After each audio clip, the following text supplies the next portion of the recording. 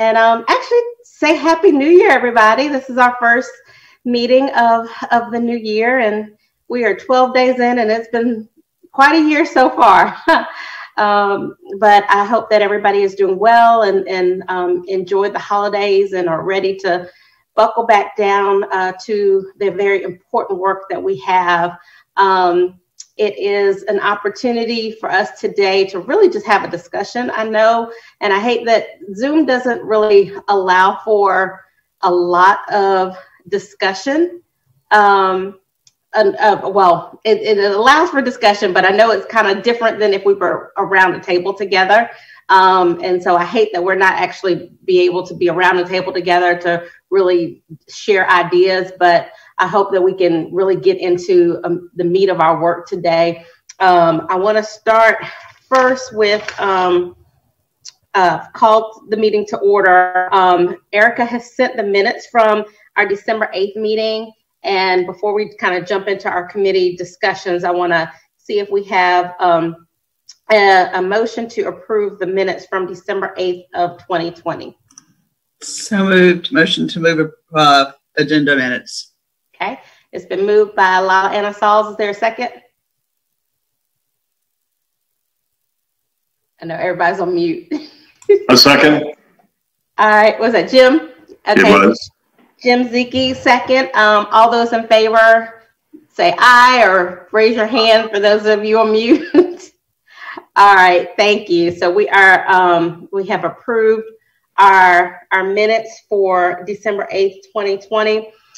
So guys, what I want to do today, since it is our first meeting of 2021, I know that we didn't really get started till midway of 2020, but I wanted us to have just today operate on discussion regarding our goals for 2021. I've not made it any secret that I think in order for us to really give robust recommendations to council and the mayor, that we have to kind of understand where we are, which we've done over the last couple months of figuring out the lay of the land in Columbia, but also have a vision to where we want to go, and it to be a really big, audacious goal. I've had a couple conversations with people over the last couple of weeks, some of you on the committee and some other folks saying, that what you guys are probably looking for is really, really bold, and do you think it's achievable? And those of you who know me personally well know that I don't shy away from big goals. I think that big goals are an opportunity for us to stretch ourselves. And so in order for us to really meet the challenge of where we are in our city, we have to have those big goals and set them unapologetically to get us to where we need to be. And if we fall a little bit short, then we still have done great work. But, we won't really be able to tackle the gravity of the issue that we have here in the Midlands area without thinking bold. So I want to challenge us as we have this discussion today to really fully understand where we are. And although, don't put limits on ourselves versus, saying, funding or some of the false starts that may have happened in the past. I don't want that to cloud any of what we're talking about today. I want us to really just have that discussion so that we can at least put something on paper. So with that said, the two things that I wanted us to really focus on today is really what does affordable housing mean to us here in the Midlands? And then secondly, based on what that definition is, what is our goal as far as having a affordable housing unit goal that we need to put forward to city and county council over the next 5, 10, even 15 years. I did some rereading of my materials. I know that you guys got a lot when you first joined this committee. And so I want to challenge you that maybe over the next few weeks, maybe to reread some of the materials that we got initially. But I was rereading the materials this weekend that staff put together for us, great materials that we got at the very beginning. And one of the things that is in all the materials is that we currently have a huge affordable housing deficit, and that's just before 2020 hit. We know that the circumstances over 2020 has exacerbated our existing conditions, and so even what we knew and thought to be reality for us here last year at this time has changed. And so in order for us to, again, meet the moment, we've got to think about what the events of 2020 and potentially, you know, the first part of 2021 into the third quarter of 2021, what that will mean as far as where we're going so that we can set a good goal. So with that said, I am going to, I'm going to actually switch the order of the discussion of the goals, because I think we have to talk about what affordable housing, what the definition for the Midlands means first before we can actually set the goal. So I'm going to actually defer to Missy and Krista and Lee. I'm kind of putting Krista and Lee on the spot, and Missy to a certain extent, because I just called Missy about 20 minutes ago. And then I'm calling on them just because they have some materials. But I really am going to ask that those of you, all of you, have a particular expertise. But those of you, Dr. Grady, Lala Anna, Ivory, all of y'all who are working in this every single day, to add from your perspective, what is it? What is the definition to you? Or what does it really mean? The HUD definition of affordable housing, and y'all, the experts in the community, y'all know I'm just passionate about this. I'm not an expert in no means of any way about this, but y'all correct me if I'm wrong, but everything that I've always read and been taught is the HUD definition is 30% of your income is what we're looking at. And so when I think about what that affordability means, I know that it means something different in the city of Columbia than in other areas, but even that definition to me doesn't seem like it really captures what the reality is on the ground. So I wanted us to kind of talk about what is the reality on the ground, is what is affordable for people to have affordable housing here, so that we can kind of craft that definition, so that when we're saying what the goal is as far as the number of units and at what price points, we understand what that means. So Lee, I know you've done a lot of work. I know you did the comp plan and others. Lee, do you want to start, or Missy, do you want to start with this? And then I'm going to let Lala Anna and Jeff and Brian and others kind of chime in as to what they see. I'm good with whichever. This is Lee. Lee, you want to go get started? I know Missy just sent me what you and Krista and Gloria put together. But do you, or even Gloria, I forgot. I don't know, y'all, whoever, tell me who wants to kind of get started on this conversation. Certainly, and Missy's actually, yeah, she's trying to get out of another meeting, so she's on her way here. But I think what you can see from the document, and I will defer to Lee and Gloria, but I'll kick us off, is that you do have a number of definitions. I mean, but you know, at its basic, it comes down to, you know, do we have housing that's affordable to people at various levels? And so defining those levels, actually, Brian, I think, did a great job with his AMI maxes in his memo as well, showing that for Columbia, and then tying those into the goals. And so both from a planning perspective and a community development perspective, taking into account all of those definitions, I think, is important, because we do have a variety of sectors of our community that we need to address. Brian very rightly talks about the extremely low income folks, and those are going to be our toughest constituencies to try to get into housing for the number of reasons that he references. But in a larger perspective, I think part of the conversation that we were having previously was just about that affordable housing can be for a part of the community that most people don't think about as well. That's what we've discussed, that it really is, you know, perhaps my brother or someone's son or daughter, that it's not the other, and that this community, I think, needs to try to make that a point too, that it's our neighbors, our family, and our friends that meet that definition as well. Lee or Gloria, you want to chime in?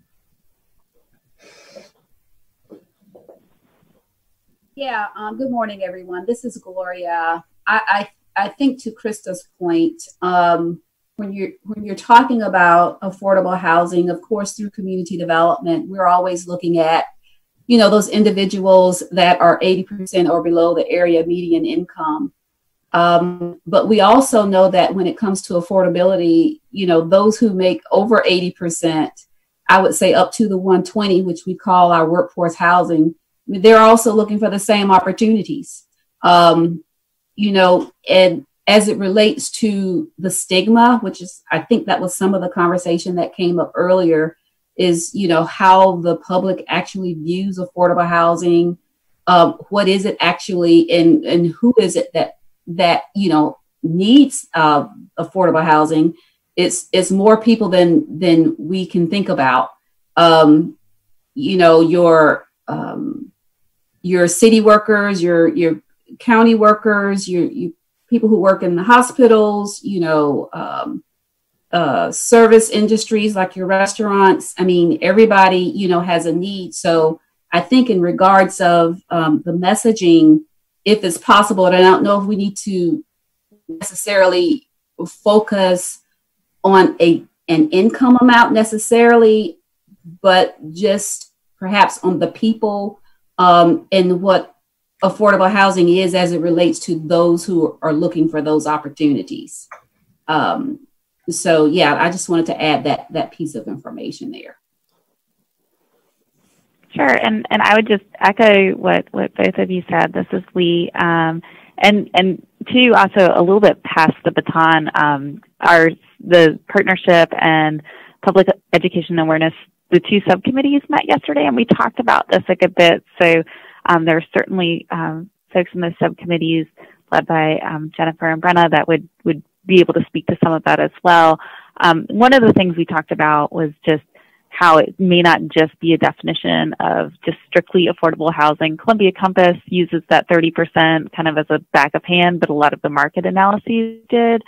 For sale, it was more of a 35% with, an assumed mortgage and interest rate and that sort of thing. So we're not as concerned with mirroring the plan exactly, but we did talk about how it's probably important to not just talk about affordable housing, but about the concept of cost burden and talking about the concept of affordable housing not just being about the unit. So talking about complete neighborhoods, which is a concept that we really talked about in Columbia Compass, about having those access to goods and services and transit that make affordable housing actually part of an affordable lifestyle for folks. So just kind of thinking a little bit broader in those terms as well. We talked about that, but other than that, I'm happy to defer to others. All right, thank you, Lee. I'd just like to add, thank you. I'd just like to add to Lee's comments regarding the cost burden. Prior to coming to Columbia, I was a part of the Affordable Housing Task Force in Greenville, and one of the things that we learned through just really taking a deep dive at all of the analysis is that it was important for us to back into the definition, kind of stay away from the HUD definition, but to really take a look at the cost of rental property and the cost of actually owning a home in Greenville, and then kind of defining what that definition is based on the cost of what it means to rent something that's affordable and also to purchase something that's affordable. So I was looking to see if there's any information that we may have access to in Columbia that might provide us with, with the dollar amount of our average rental property, in Columbia, and just kind of backing into that as a definition for what we might define as affordable or workforce housing.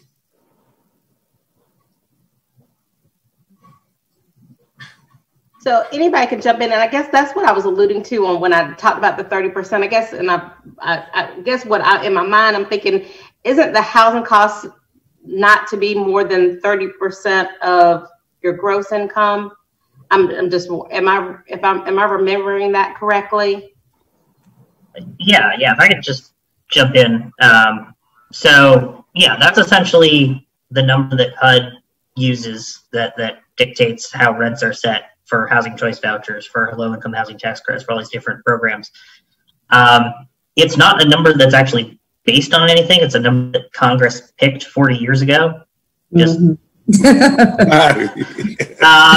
if you and Brian will tell you too, if you look at the methodology, it's using census data that's probably 20 years old when it's calculating what that rate is. So it's very old data. Yeah, there's definitely a lot of moving parts there. So that's, you know, if you're trying to think about it more holistically, if you look back at the housing needs assessment that I developed for SC Housing, you know, I sort of put a focus on this concept of shelter poverty, which marries census data with the United Way Association report on self-sufficiency standard. So that tries to do a little more holistic approach and basically says, well, affordable housing is what this household can afford. And what does that look like? What are their needs?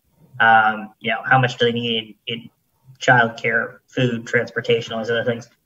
And, you know, I'm just looking at Mary comment in the chat here, and I think everything she says is entirely accurate. Sort of, and we'll get into this when we start talking about the memo that I put together. But I think, you know, step one is stabilizing those people that are extremely low income and very low income. You know, there certainly are workforce housing needs in the community, but there's certainly a distinction in need from not able to afford the housing they want where they want to live and not able to afford any housing anywhere. And so that's sort of why the focus is on that population disproportionately in my analysis. Tamika, I would offer, and it's so hard. I want to make eye contact with people on Zoom calls, and I'm trying to make eye contact with Gloria right now because she's the one that I will call and yell into the phone and commiserate with often. I think one of the things that we do keep in mind, and we have to keep in mind as we talk about the messaging, is, you know, we're all dealing with neighborhoods, and we're all dealing with an incredible need. So this idea of the age-old not in my backyard. So we have this incredible need at 30%. And when I say 30%, I don't mean of income. I mean at people who are at 30% AMI income. So they are at our most at-risk individuals, families, men, women. So we have to be very cautious as we develop this affordable housing so that it fits in to existing neighborhoods so no one feels threatened. So the messaging when I go out is it's mixed use. We're not going to create pockets of poverty. We're not going to put a community of those who are at 30% AMI. You want 30% and 60% and 80% all together, because the idea is if you can, you're moving those individuals at 30% to 60%, to 80%. I want my families at 30% to income out. That's the ultimate goal. I also want them living in affordable housing that is just as nice and just as appropriate for someone at 80% AMI. That's my responsibility as a developer. And I think what you're seeing is HUD and, you know, the federal entities, state housing, you know, those that are kind of helping us with the funding are kind of starting to put those guidelines.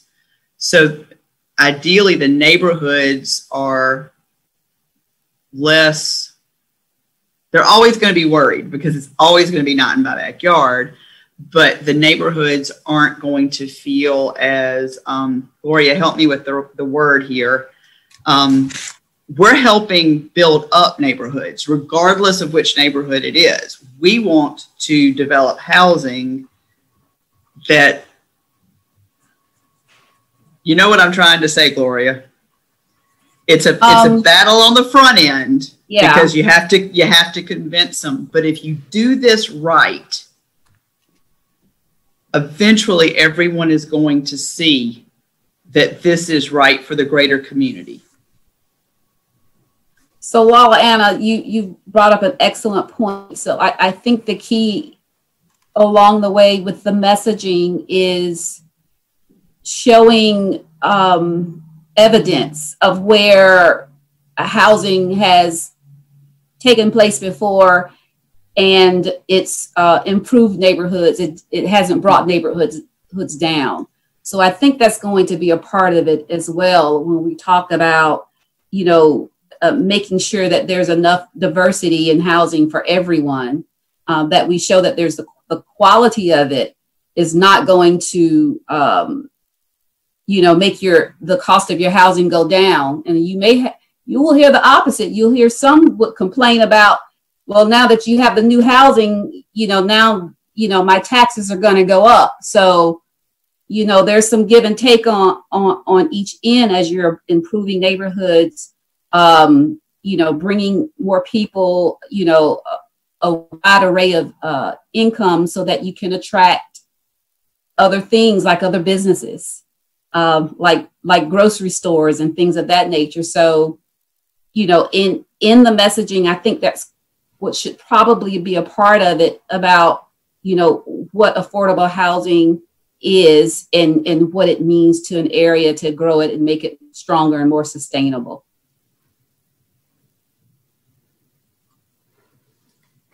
This is Jennifer. Just a couple comments. The partnership in the Public Education Committee met yesterday, and I do defer to Brenna. She did a great job leading that meeting yesterday, so thank you. But some of the things that we talked about is maybe trying to not use some of the HUD language. We think it's important for technical experts to know and use that language and be aware of it. But for common language use, no one wants to hear government lingo, right? But some of the things we talked about is quality rental and home ownership opportunities for people at various income levels that build complete and thriving communities. So something like that. And I think that incorporates some of the things that Lee and maybe Krista had added as well. So something along those lines, incorporating quality housing and rental and home ownership, but again, with that concept of complete and thriving communities, because this is not only just about housing, it's about economic opportunities for people, being able to attract and retain young people who want to be here, people who have stable housing at all income levels and things like that.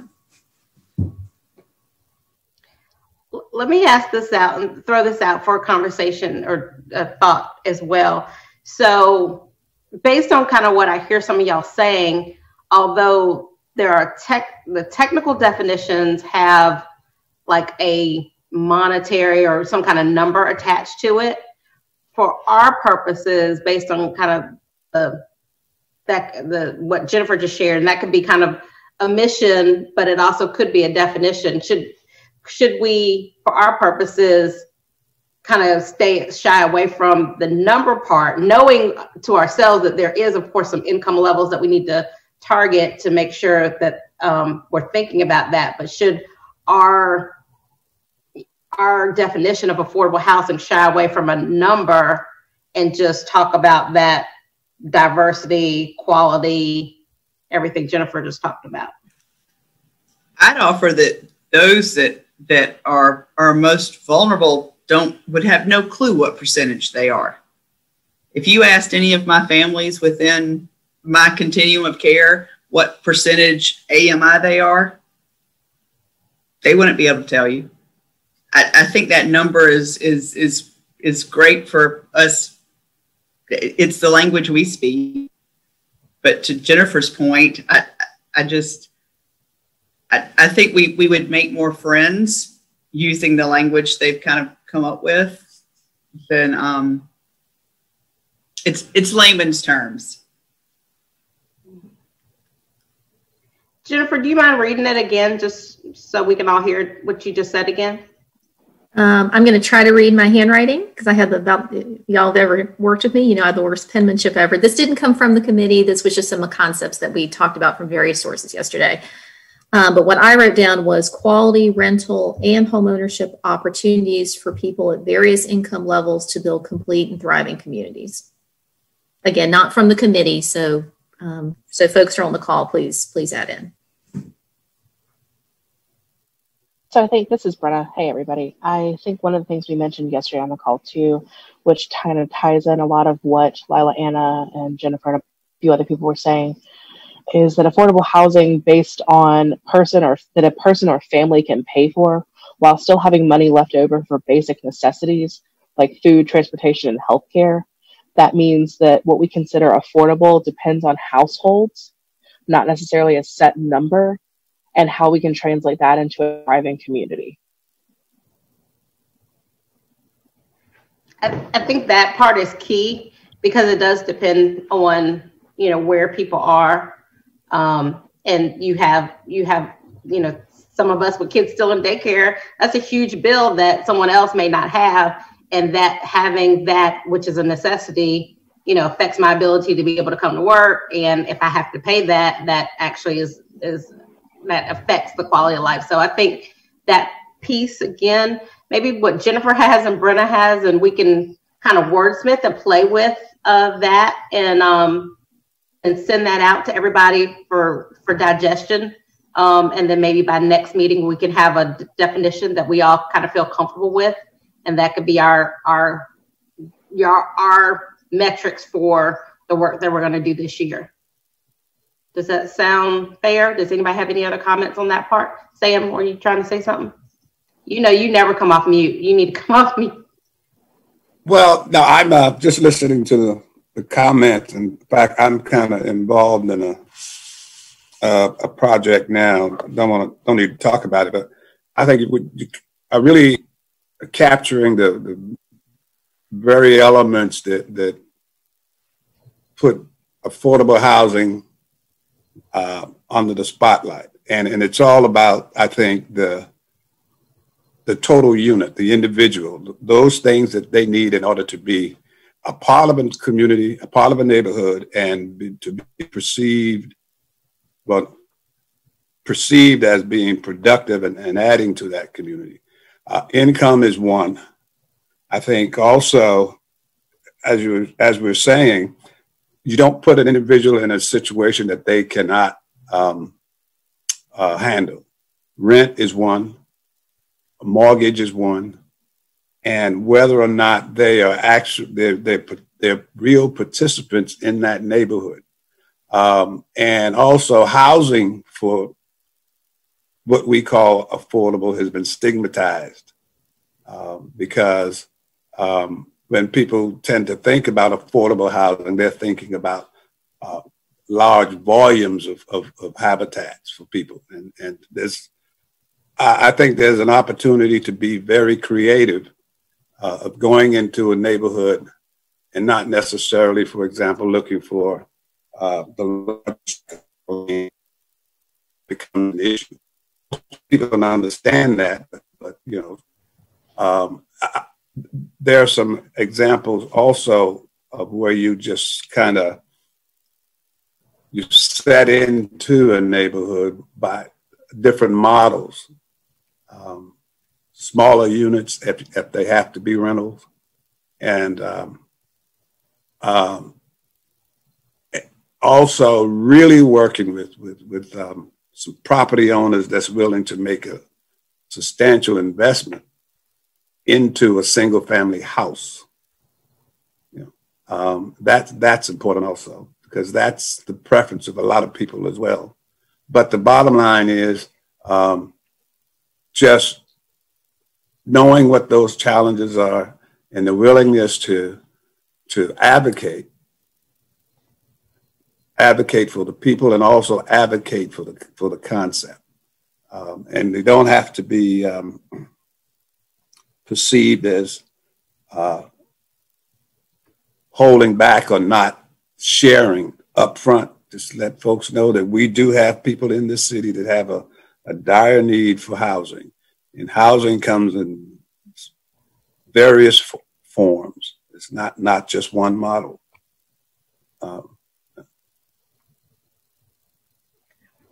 That's how I view it. Thank you, Sam. Anybody else have a comment on that? Mary Louise, You like the chat. Come on and say something.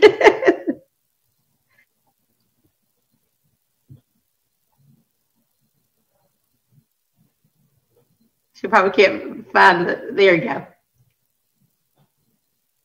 Uh-oh. You're off mute, but we still can hear you. No. I wonder if your computer doesn't have a speaker. Do you do Zoom on that computer? Okay, so I'll read it and you can give me a thumbs up. She said, great point, Councilman Davis. In addition to infill builds in neighborhoods, we will work with other homeowners who may not be able to afford home repairs to fix their homes. This helps neighborhoods stay intact. Yeah, which I think when we get to the recommendations portion of our work, I definitely want us to talk about those programs. I know Gloria and them already have a few, but those things that help people stay in their homes and keep them up, the standards of their homes up so they don't fall in disrepair is very important to keeping the affordability in neighborhoods. So that will be part of our neighborhood work. And I'm sorry, she said, I have an issue with this call. Oh, that's fine. You keep putting in chat. You're and Justin and them are watching the chat as well. So, so anybody else, Julianne, did you want to add anything? I think the only thing I would add, of course, is that, you know, we work with folks that not only have income concerns, but also disabilities. So, you know, the accessibility issues that are there, and not even just for folks that may have a disabling condition, but also as people age, we need to be making sure that we're developing affordable housing that folks can age in without having to leave and go to some type of assisted living. I think we can be very mindful of the of those needs in the construction and development phase. Good point. I think as we massage that definition and wordsmith it, maybe we can need to talk about when we talk about diversity, we'll talk about age, income, and ability, because all those are things that we're going to keep in mind. Mm-hmm. Lester, did you want to add anything?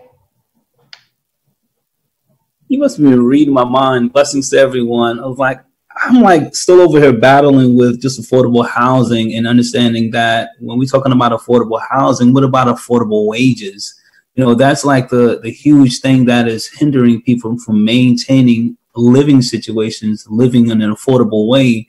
When we look still overall nationally, even locally, we're looking at the wages of these individuals, certain incomes within these communities are $8, $9, $10, $11 an hour. And we know and understand that that is not enough to maintain affordable living in any place in the state of South Carolina or any other place. So I was just weighing that in my head as we build this platform up and we're talking about affordable housing. It has to be a shift also in affordable housing. We have to start thinking about the wage gap that is taking place in these communities that is causing people to fall in the gap and fall behind maintaining their mortgage, maintaining affordable living, maintaining their rent, all of that stuff. And now we see it as a result of COVID, where most of these individuals have been impacted, of people of color, or people who have not of color have been living already below the line of poverty, and now they've been scaled back or laid off. And now what happens to their living situation? It changes drastically. We all know when you're behind on a bill 3 months or 6 months, it's hard to play comeback when you're only making $8, $9 an hour. It's hard to come back from that.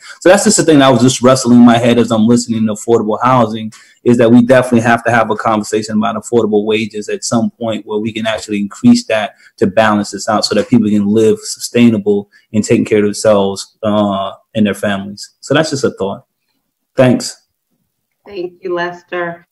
And again, I think when we get to the full-fledged recommendations of our committee, once we can kind of tackle what's our definition we're working with and what's the goal that we're going to set, then we'll get into some of those others. I think affordable wages certainly goes hand in hand with making housing affordable for folks.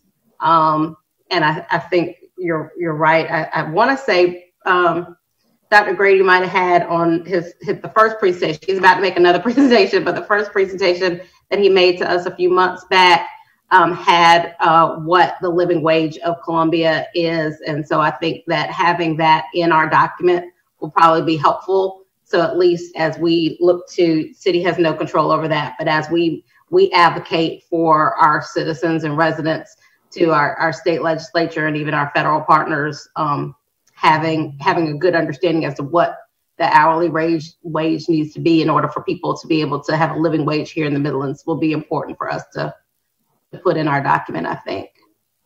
So before we move to Brian's presentation, Gregory, Jeff, Dylan, Shayla, none of y'all have said anything. I'm not putting y'all on the spot. Oh, and Reggie, I'm not putting you on your spot. And Jim, if you don't want to say anything, but I want to make sure if you do that I don't move on before you have an opportunity to say something. Gregory, I see you just came off mute.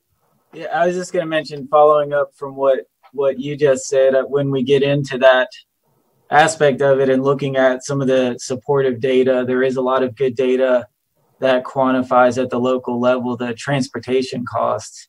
And I think being able to document that, as we've already mentioned, being an important part of housing affordability, but being able to show like exactly what the estimates are for what a household is spending on transportation in different areas.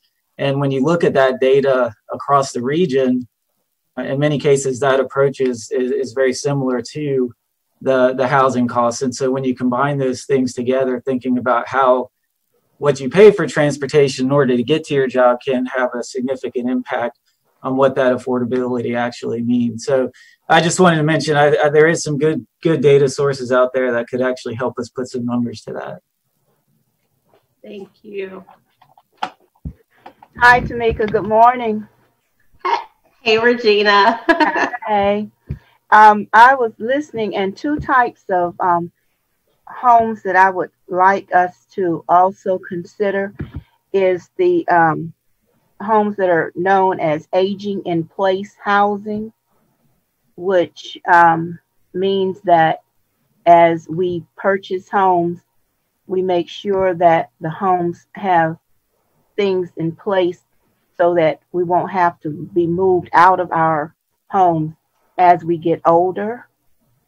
And then another type of home I would like for us to consider housing is mobility freedom homes, such for those who may have mobility issues. And these type homes would allow the disabled to be within our communities. And when we can look at those types, that's keeping people within the communities and not creating a disparity of gentrification or whatever within our communities. So those are two types of houses. And then I sent you something about a program in Atlanta, which I immediately thought about our issues with code enforcement. And I really would like to look at that program and see what we can do here with that. Okay, definitely. And I did get that. I haven't had a chance to share that with everybody, but I will pull it and make sure I do that. Okay. Okay. Jeff, I think I saw you coming off mute. Yeah, thank you, Councilwoman. I was just going to add, and this kind of piggybacking on Councilman Davis and Lester's point, but we're serving so many families in the service industry. And just when we talk about affordable housing and how it relates to other aspects of life, not just the housing piece, but transportation, childcare, Brenna and Jennifer have done a great job in leading us to get to this point where we're thinking more so on a holistic level of the deeper impact. And the families that we're serving are doubled up. The families are nurses, teachers, assistants. And I think getting that message out there, finding the effective messengers as well, I think is going to be critical in sharing this message of kind of going against that stigma of affordable housing. Thank you. Hi, this is John Ando at the comment. Hey, John. Hi, I just want to add to Greg's comments that I agree with them. And like in our case, we want to make, right now, even though the transit system is free, affordability of affordability for housing and the cost that a low-income person would be spending, like on the case of public transportation, could be a make or breaking point for somebody to even afford housing. So we definitely want to be mindful of, as we continue to price the transit system, should we resume fares again, on be mindful of that, as well as pursuing grants and other options to help subsidize those that are low income so that they can be able to afford housing and other quality of life costs. Cool. Anybody else? Jim or Shayla or Reggie?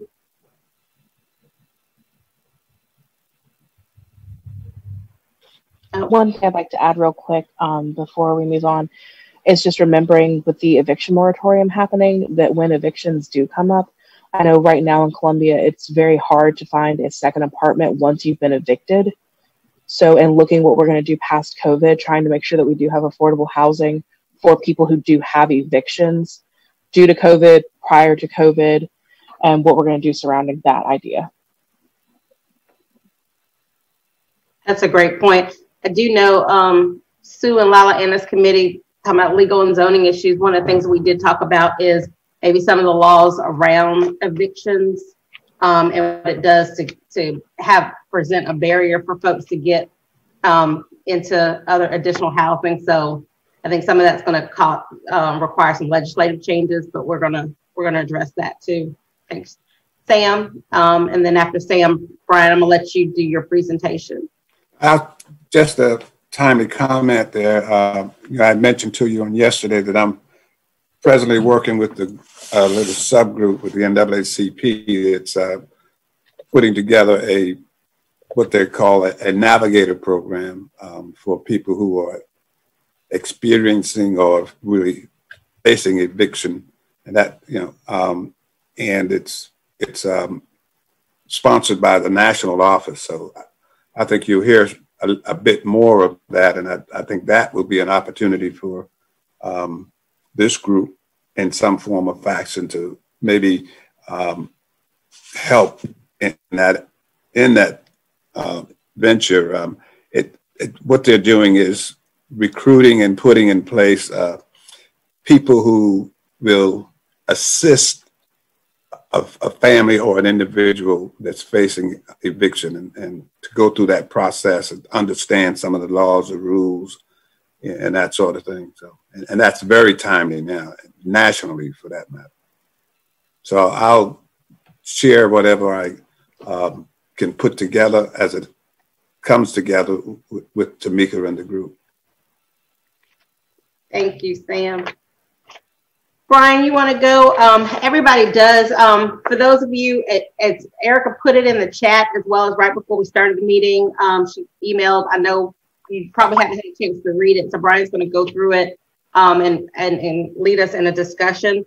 But the biggest part, once we have, and I think we have a consensus on what we all feel affordable housing is, but if we can, once we kind of understand that, now we need to talk about, where are we in the city or the Midlands as far as we currently are in a deficit, like I mentioned before, it's going to get worse.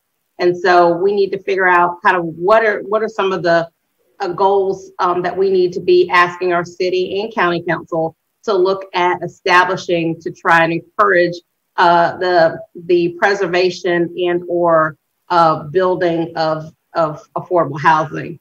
So, Brian, with that. All right, let me go ahead and put the memo on the screen here for everybody. Can everybody see that? Yes. Okay. So, basically, Councilwoman Devine asked me after our last meeting to sort of put together a potential estimate of the scale of the amount of housing need and affordable housing that would need to be produced to make a substantial amount of progress in terms of addressing both the city and the county affordable housing needs. So to try to get a handle on this, I was primarily using this comprehensive housing affordability strategy data set that is put together by HUD and the Census Bureau. So what that does is that sorts people's housing conditions by area median income. Now, obviously, again, we've talked about how that's sort of a technical thing, and that's not going to make sense to people necessarily. So you can see here we have this table where I sort of take for Richland County what that actually means in real life.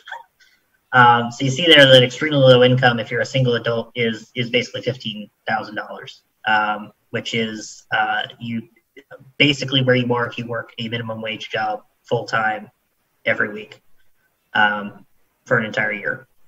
And you see how that increases as you increase the number of people, and then as well what the very low income and low income thresholds are. And the reason these are so important is because so many of the state and federal sources of financing for affordable housing are pegged to these AMI levels.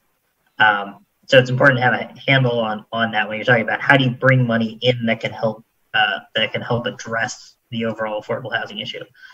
So as I was kind of mentioning earlier, there's a real need to focus on this extremely low income population. This is exactly the kind of people that I believe it was Jeffrey mentioned a few minutes ago. You know, these are, you know, fast food workers, your retail workers, you know, people in you know, waitresses, bartenders, you know, those very low wage service jobs, which are not coincidentally are the same kind of jobs that have been hit hardest by the pandemic, because those are the jobs that were most likely to be disrupted or businesses outright closed as a result of the public health concerns. There's research from the National Low Income Housing Coalition that basically says the state, South Carolina's housing needs are concentrated in that group. That's the population that needs to have their needs addressed if you're going to actually make a dent in the overall affordable housing issue. I say later in the memo that, let me scroll down here. So I believe I mentioned, yeah. So if you're a single adult earning 30% of AMI, to get to that 30% threshold, that person has to be only paying $383 a month in rent and utilities, which is obviously not something that you're going to get in the private, unsubsidized real estate market. So, you know, 30% is a back envelope kind of calculation, but that gives you a handle on how low rents would have to get to fit within that framework. So if I scroll back up here, so basically I focus on this tier 1 rental housing need, and I focus exclusively on rental, and certainly home ownership is part of the solution, but these are people who their incomes are so low, home ownership is not a viable short-term option. There's just not the level of income, and there's not the level of income stability in most cases to support that. But if you get them into more affordable housing, if you're able to help them with their finances, they could potentially become eligible for home ownership. But in the short run, we're talking about rental housing. So you can see there that I'm looking at people who are extremely low income and are spending at least 50% of their income on rent. They're severely cost burdened. They're spending more on their housing than everything else put together. And then also looking at people who are in substandard or overcrowded housing, which you can see the definition here. Substandard is basically, I mean, this is bare bones. We're talking about, does it have running water? Does it have a toilet? Does it have a refrigerator? Like the basics of living. So those two groups are sort of your tier 1 need. These are people who are on either living in substandard housing, or they are spending so much on their housing and they have such low incomes that their current economic situation is just absolutely untenable unless you're able to stabilize their housing conditions and figure out a way to house them more affordably. And then on top of that, there's this tier 2 need, which is people who are still very economically distressed, but are in somewhat less urgent conditions. So that's people who are severely cost burdened and very low income, so in that 31 to 50 AMI, as well as the people who are extremely low income who are moderately cost burdened. So while they're not over that 50% threshold, if you look at the shelter poverty analysis, if you look at what people actually need to live on, particularly if this is a family with children, those people are still in distress, even if their percentage of income isn't as high as that first group. So here's what that looks like, again, both for the city And then for the county, which obviously you can subtract out, the balance of county unincorporated as well as forest acres, et cetera. So you can see here, we're basically talking about, in terms of the total housing need across these two tiers, you're basically looking at 16,000 rental units countywide, of which 7,500 would be in Columbia. Now, this could be addressed in any number of ways. It could be the construction of new housing. It could be the preservation of existing housing that places rent restrictions on it. It could be subsidies to help people pay their rent. There's a number of ways you could potentially address that need. But basically looking at 16,000 renter households in the county that are in one of these severely distressed circumstances. So I go ahead and sort of compare that. You can see here that there how this compares to other sorts of targets in our region. Greenville County recently set a target of 13,000 affordable homes that they felt they needed in the next decade. City of Atlanta set a target of 20,000 in the next 8 years. City of Charlotte set a target of 24,000, which I don't believe had a defined time period. But obviously, as I mentioned earlier, there's a number of different ways you could potentially address the housing needs of this population, but certainly, in all probability, that's going to require construction or rehabilitation of housing. As mentioned, because these populations are most of these people are extremely low income, you have to make sure that the housing is affordable for that specific population. Because if you say, oh, there's all these people that have housing needs, and then you just go build a bunch of high-end housing, that does not fix the problem. Obviously, that may modestly decrease the price of higher-end housing, but that's not going to help this exact population. So there needs to be a series of rent and income restrictions that ensure that this housing directly serves these populations that have been identified. And you can see here, we're talking about a lot of people. We're talking about 30% of all renters in Columbia and 26 in the county at large. And then obviously, and as this was also sort of discussed earlier, people who are extremely low income are very likely to be in need of supportive services. They're disproportionately going to be, you can see there, I mentioned elderly adults, youth exiting foster care, people, persons with disabilities, recovery and reentry populations. As I mentioned there, Corporation for Supportive Housing has found a vast need statewide in housing for this population. So part of the solution here is not just, housing first, as Lila, Anna, and others in the homelessness space know. It's important to get people housed, but once you have a roof over their head and something that they can afford, then there's got to be these other services that are brought in to help address a lot of these other discussion items that we've talked about here, to make sure that you're not just housing is part of the solution, that you're making sure that they're in a position where they can be where they can achieve economic stability, where they can work through other challenges that may have led to them being in the circumstances that they're in. So that's sort of my ballpark estimate of what I think we're looking at in terms of the scale of the challenge. As mentioned, this is you're not going to build 16,000 housing units overnight. It would be a certainly medium to long-term goal. And this does not cover everybody who's cost burdened. This is a partial fix, as surprising as that may be with a number of this size.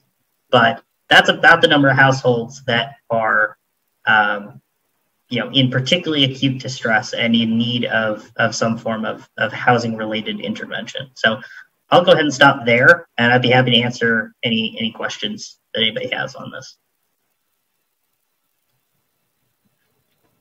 Questions for Brian?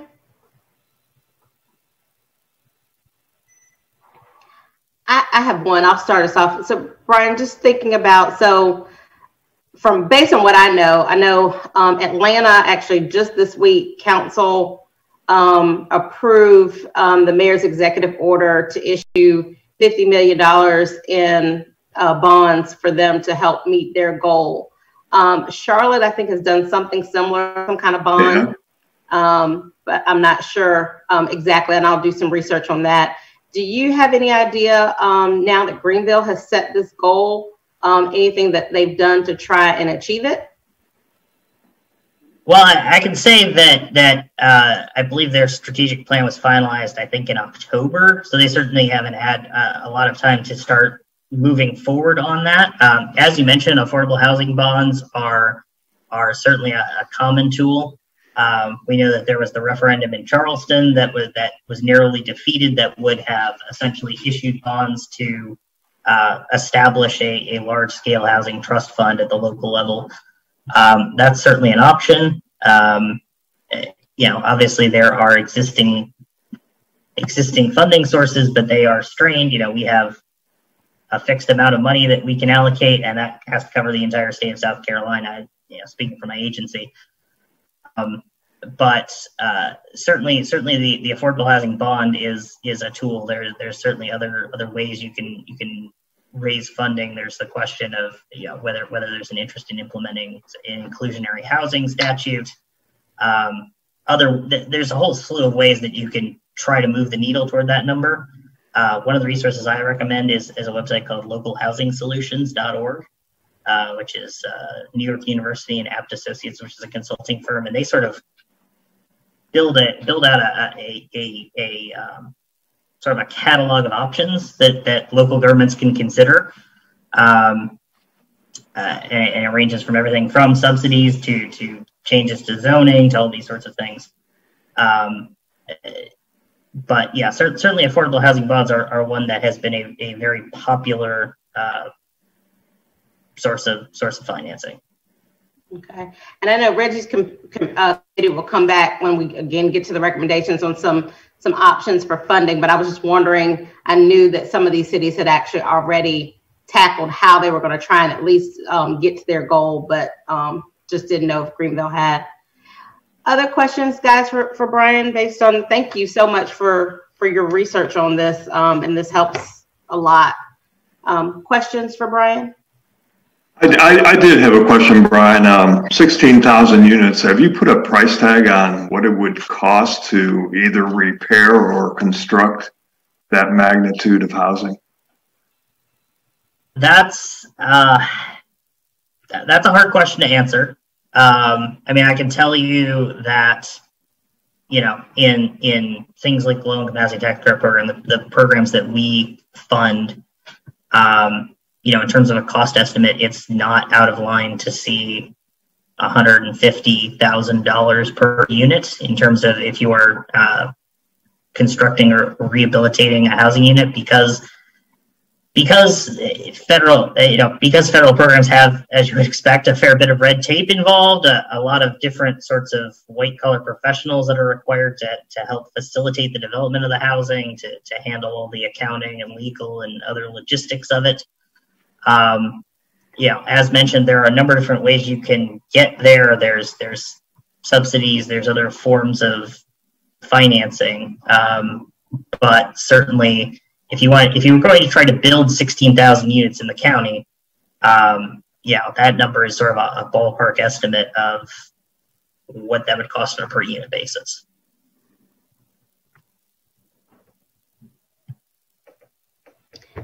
Jim, if it helps you, I can tell you that the 15 units that we'll complete within the next 4 weeks was a $2.6 million project that did not include land acquisition, and that number was dictated by the federal funding.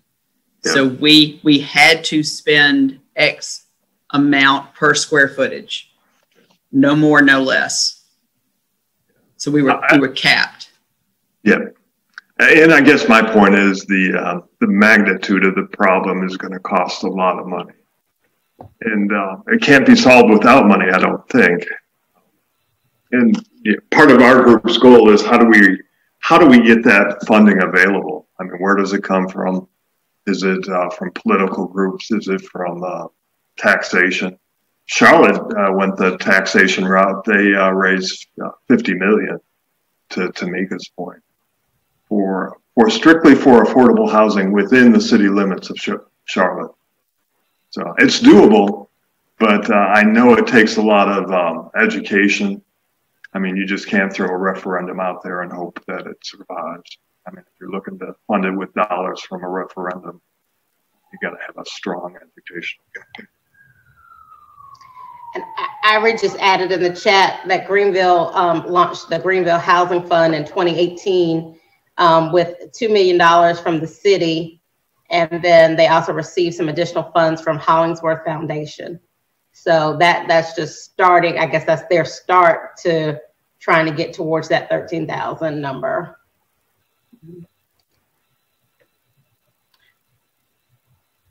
Any other questions for Brian?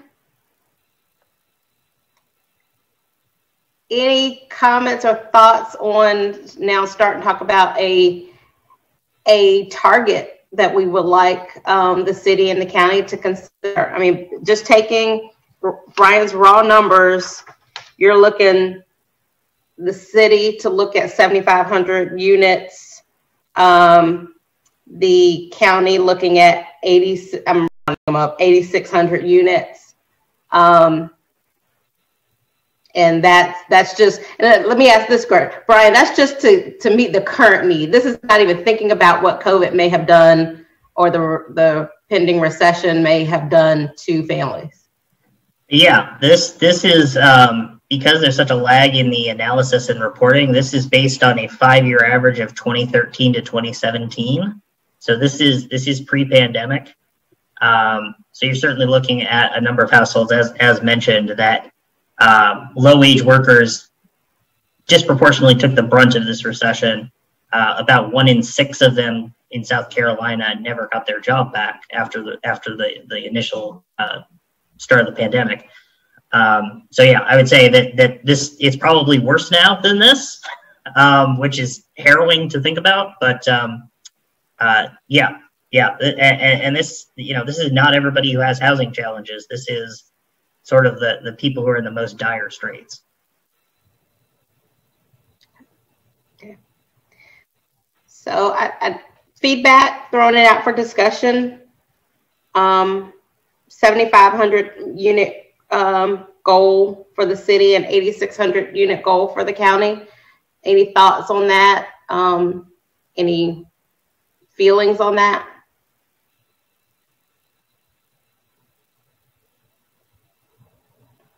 Come on, speak at once. Lala Anna looks like she really wants to say something too. I'll weigh in. It costs a lot of money, but to your original point when you started the meeting, lofty goals are good. It's going to show everybody that, hey, this need is real. And if we could put a dollar amount to that, working with individuals on this team,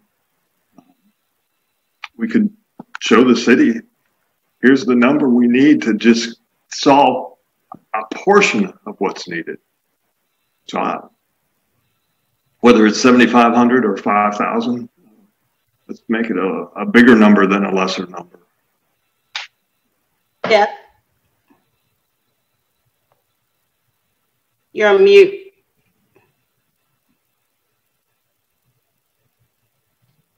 Sorry to be a little late, all.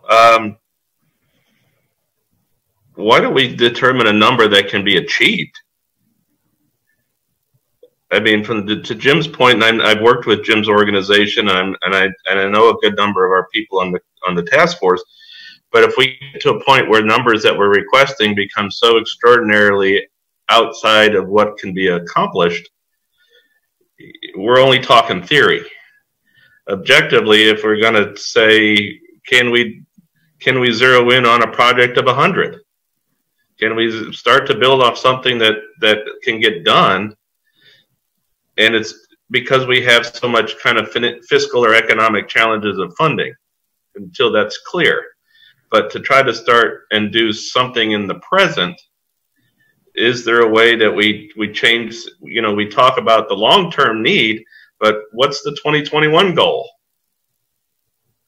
From the standpoint of what projects we can start to announce to move toward this and show the stakeholders that we're only scratching the surface. At the present time, objectively, this needs to be 25 times greater, 30 times greater, 50 times greater of what to really meet the equitable balance of matching supply and need. Jeff, I'll comment. I agree with that. When I was putting out my goal, I was thinking over a period of time, like Tamika mentioned earlier. Yeah, but Jim, to what's a period of time? Make it 10 years and say over 10 years we want 5,000 units, and in 2021 we want to finish 100 of those. That was my thought. Do we have any idea, and I'm Lilana and come to next, and but do we have any idea, Brian or Jeff, any of y'all who are doing this, like, is there any database that we know, like, if we look at 2020 is probably not a great year because of COVID, but if we look at 2019, how many units were added? And we also have to think about, I think the other thing we need to think about is the fact that every day there are units that are actually being taken away as well. So, you know, there's really not a kind of, this is going to be a net gain of 5,000 because, you know, over the years, I know Ivory and them are embarking upon something, you know, very bold, but part of that bold plan includes demolishing what they currently have to add new. So there's going to be some give and take from this. But do we have any idea, like in 2019, Brian, does anybody keep a repository? Do you guys or anybody know, like within, you know, in the year 2019, how many units were added into our region? SC Housing doesn't track that specifically, but you could either look at American Community Survey, which would report the number of housing units that exist, and Columbia is large enough that they do that every year. 2019 would be the most recent. There's also data on building permits, so you could figure out how many building permits were requested. I mean, I'm sure the city has better data on that than the federal government does, but you know, that'll probably give you a handle. The harder part is what you mentioned, is how many housing units became dilapidated and had to be removed. That's hard to get a handle on, but there's certainly some options in terms of getting a handle on what the housing stock looks like. And before I come to you, Anna, Krista, is there when we do building permits though, do we know what's affordable and what's not? Or do we just do kind of, this is what this is the number of units that were added? We do know from new permits, it is listed what the cost of the unit is, and so we do know that information.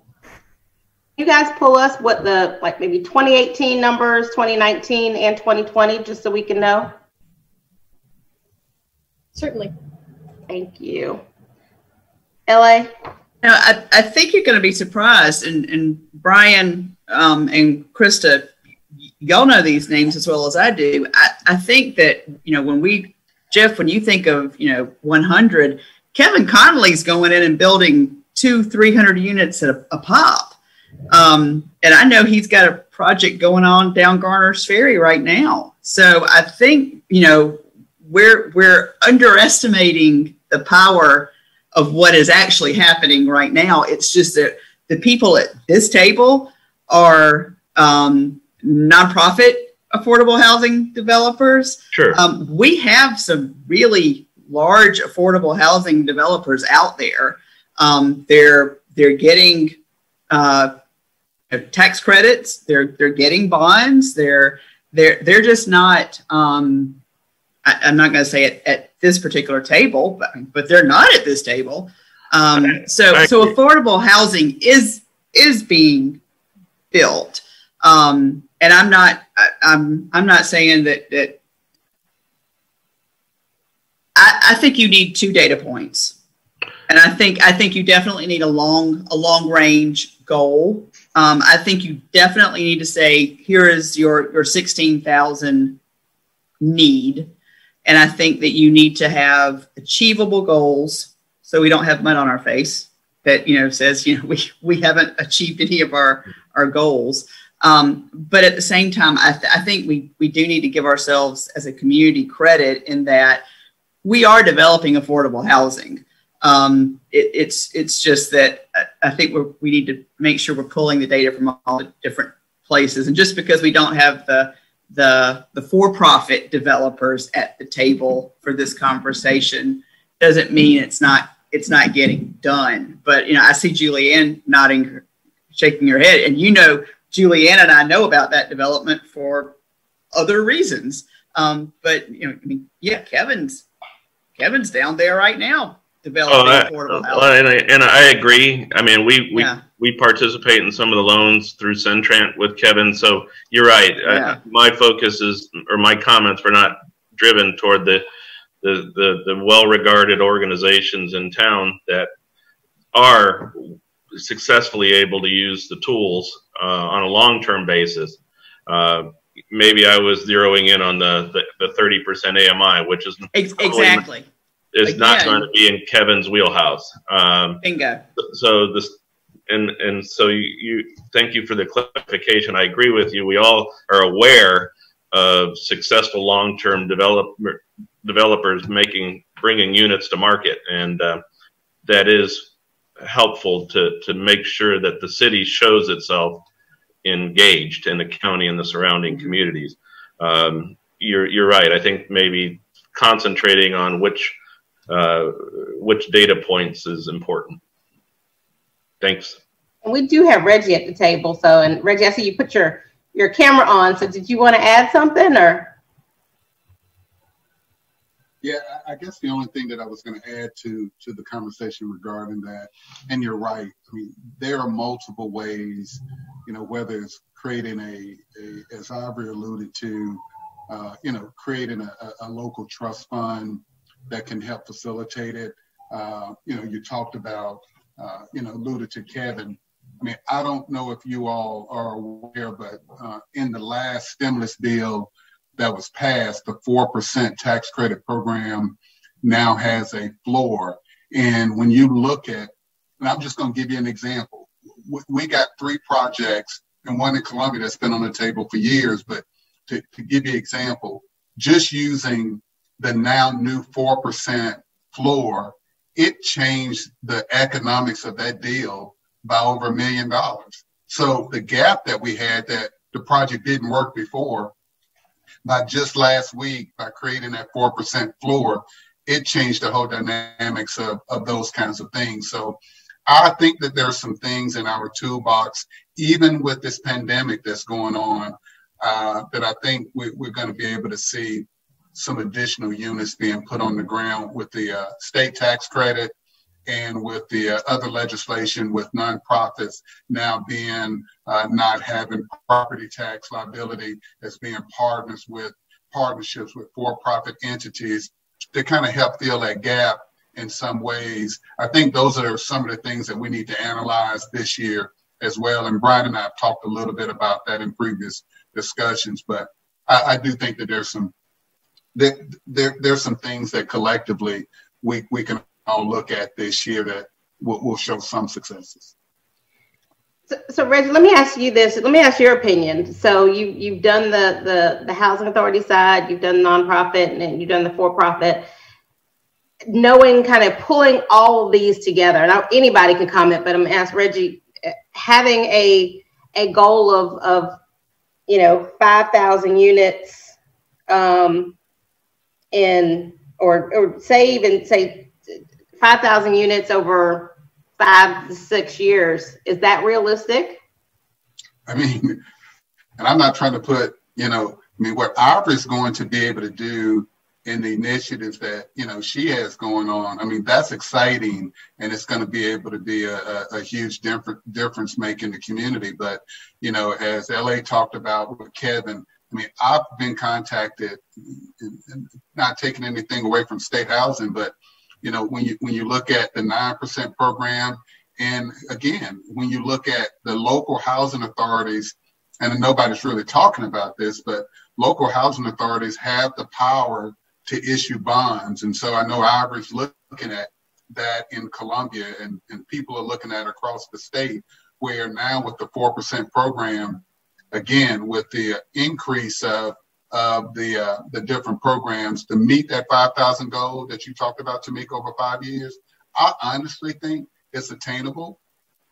There's not a lot of soft money available anymore, so a home or CDBG standpoint, but you do have as I said, the 4% floor changes the dynamics to the economics of a previous deal that didn't work.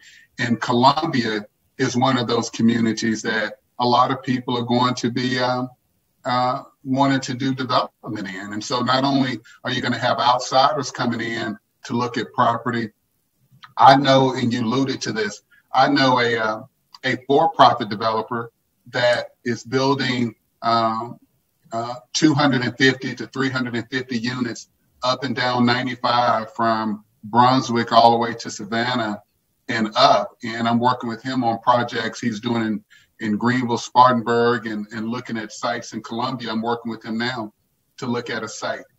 He looks at 250 to 350 units with no subsidy, no nothing, just he's raising funds to build a workforce housing where his developments are targeting those people at 60 to 80% of AMI. And so, and that's not having any subsidy. That's not tax credit. That's not anything. That is his business model, is to create Class B properties that are in large scale. So I think that number's attainable. That's the point I'm making. And I guess the other thing I want to add for us to also consider, I mean, it won't be those large numbers, but, you know, we're not talking just rental. We're also, and our goal will include, you know, home ownership as well. And so affordability can also be, you know, the financing that comes to the table to help a homeowner get into it. You know, right. Shayla, how many units did you guys just have? Was it 8? Yes, we had just the 8. We have another 20 coming, but I don't know. COVID slowed us down a lot, so I don't know exactly how that clearing's going. So, and that's my concern, Tamika. My concern is I think there's good work going on to create 50 to 100 plus units, but we got a lot of infill lots in our communities that we need to be focusing on. Our communities are continuous. I drive around Columbia and other cities in South Carolina. I'm a South Carolina boy, so I love this state. And so when I ride around these cities and see these infill dilapidated lots, that's what's destroying the integrity of our communities. And unless we begin to, as part of this task force, begin to really focus on whether it's rental, duplex, or home ownership. And I'm a big proponent of us creating more home ownership opportunities for low wealth, and I don't say low income, but for low wealth individuals. I think we really need to be able to focus on that. And then we can really begin to change the character of our communities by focusing on some of these infill lots as well. Exactly. I know that, I'm sorry, I know that a lot of builders, like the smaller builders, maybe not the big box builders, but a lot of smaller ones have reached out to me about land opportunities because they are looking to do smaller floor plan homes. So anything like that, you know, that they can partner with the city that they're very interested in. So anything I can carry back to the Builders Association so that can be disseminated to those smaller, maybe more custom builders that want to get into affordable housing, I'd be happy to do that. All right, I want to be respectful of your times. I want to kind of close out in the next minute or so, or next few minutes, but no later than 12:30. But Sam, you had something you wanted to say? Mute, Sam. Yesterday with somebody in their organization has where every time you start talking on mute, you have to put $1 in the kitty. Man, I'm a poor preacher's son. I can't afford that. Reggie was spot on. I think the all of the elements in there in terms of our end goal sort of wrapped up in that conversation. Infill lots in areas that helps with some of the smaller scale units. It adds again to the quality of life when it comes to the appearance of certain parts of the city or the county for that matter. And I think more opportunities for the private sector to really get involved, and they're involved, but the perception is always the county, the city or the county, and it's not always the government. And I think if we can do as much as we can to really project that partnership with people who are making that investment in certain parts of the the city, that will help. So I'm all for it. What do you? I like the term mid wealth, Reggie. Low wealth, yeah. Low wealth. Low wealth, mid wealth. That's again, that I'm always concerned about the stigmatism of all of this. Going way back to the old HUD days, and the farther we can get away from that, I think the more receptive the goals are going to be. So sounds good to me. Okay, good. All right, well, I want to start wrapping this up so that we can get announcements and be gone by 12:30. So let me just throw this out again, and let me remind everybody from Brian's memo, the Greenville set, and I always say I hate when people compare Columbia to Greenville, but I'm gonna do it this time just to challenge this a little bit. Greenville set a goal of 13,000 units over 8 years. Am I right? Where did I see that? I believe it's over a decade in Greenville. Over 10 years for them. At 13,000 over 10 years. Atlanta, 20,000. That might have been 8 years.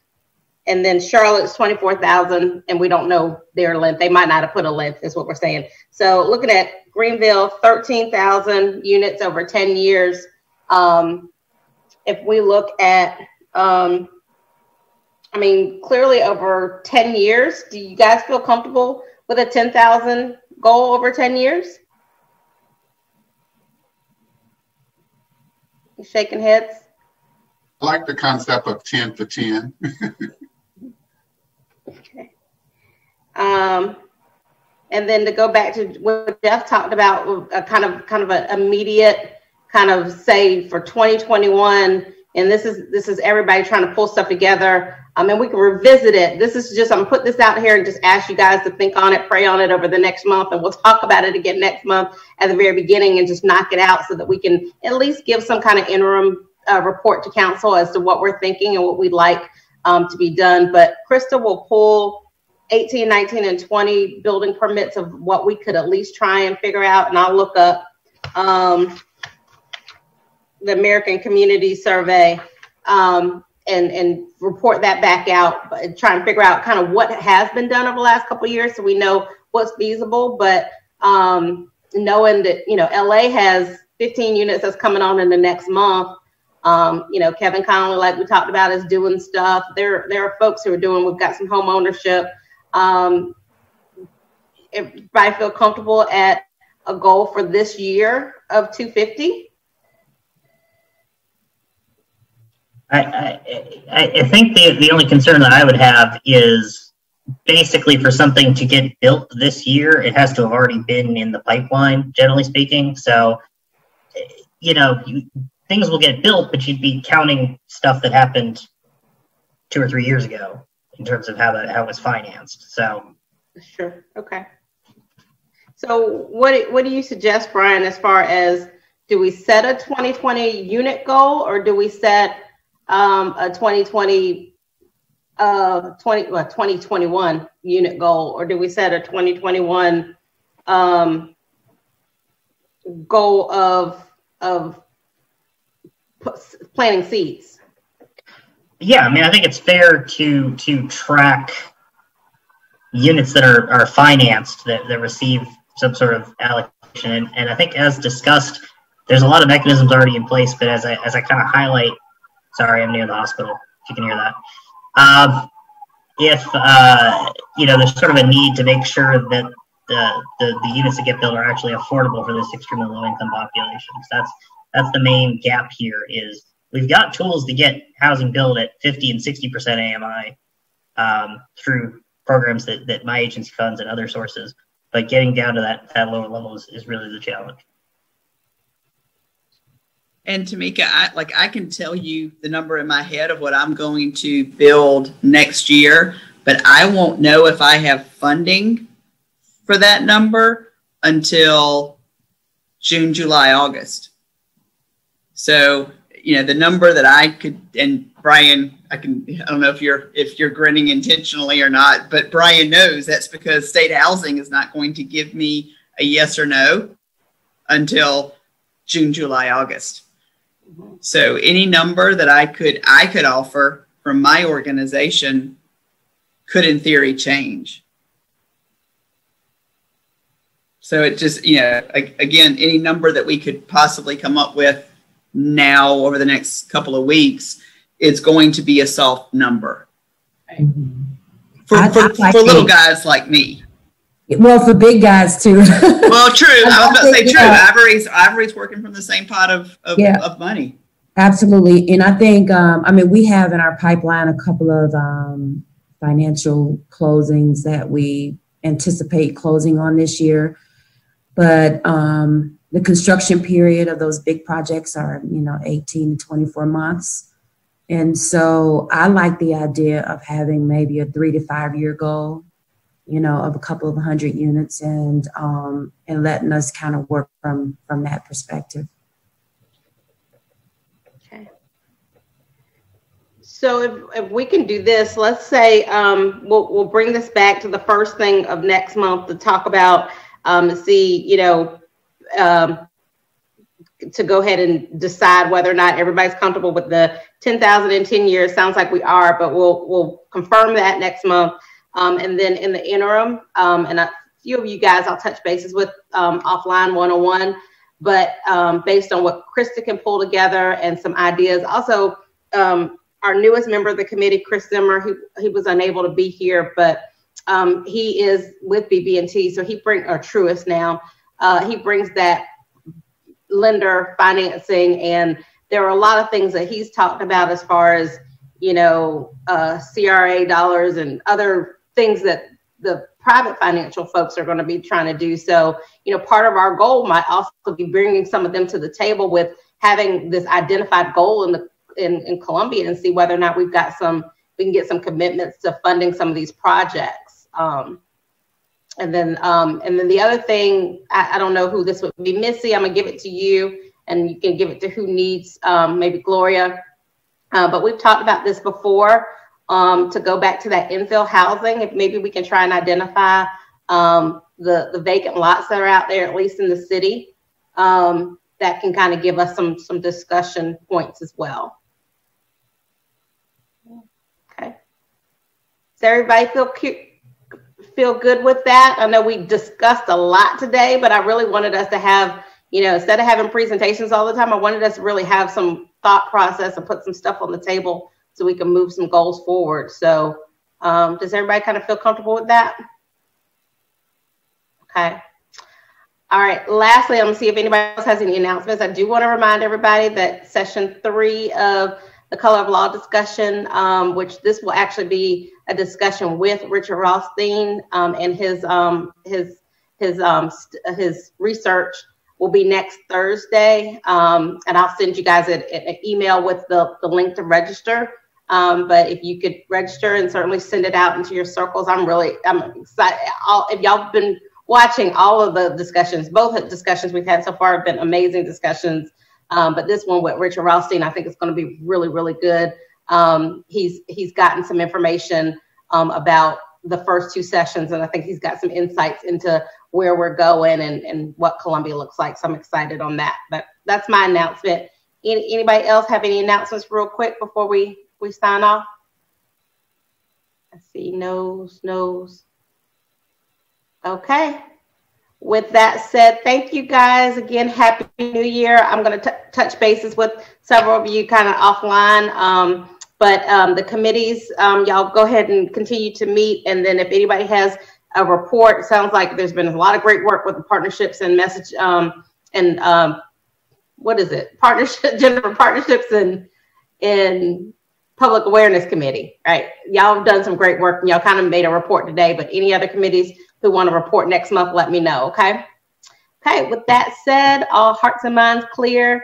Y'all have a great rest of the week. Hopefully this week will be, yes, Regina, I see it. You will not be forgotten. We'll circle back with you. But if anybody has anything they want to tell me offline, just give me a call. But Jennifer, you and I have a call real quick too. So I'll see you on that one in a second. But y'all have a great month, and I'll see y'all next month, okay? Bye.